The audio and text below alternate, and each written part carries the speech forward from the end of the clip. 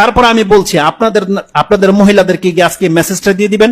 মুসলিমে রয়েছে রাসূল সাল্লাল্লাহু আলাইহি ওয়াসাল্লাম বলেছেন, প্রত্যেকটা প্লেট, প্রত্যেকটা গ্লাস, প্রত্যেকটা পাত্র যা আপনি ব্যবহার করেন, হাত্তা চামচ যেটা যা কিছু আছে যেটা আপনি ব্যবহার করেন, লবণের বাটি পর্যন্ত, সেটাকে উপর করে রাখবেন। খালিটা হলে উপর করে রাখবেন, আর না হয় যদি কিছু থেকে থাকে সেটাকে ঢেকে রাখতে হবে। রাসূলুল্লাহ বলছেন একটা কাঠির টুকরোও যদি হয় আপনাকে ওটা উপরে দিয়ে রাখতে হবে। কেন?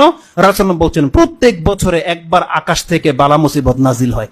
যদি কোনো পাত্র খোলা থাকে সেই পাত্রতে সেই ভাইরাস পড়ে যায় আর মানুষ আক্রান্ত হতে পারে। এই হাদিসটা মুসলিমে রয়ে গেছে। এজন্য তাদেরকে বলবেন সন্ধ্যা হলে ঘরের দরজাগুলোকে লাগিয়ে নিতে এবং হাত ধোয়া ছাড়া যেন কোনো কিছু স্পর্শ না করে। বাচ্চাদেরকে প্র্যাকটিসিং করাতে বলেন, আর প্রত্যেকটা খাদ্যের পাত্র সেটাকে ঢেকে রাখতে বলবেন। আপনাকে যদি একটা গ্লাস পানিও কেউ এনে দেয় সেটাকে বলবেন যে ঢেকে নিয়ে আসতে।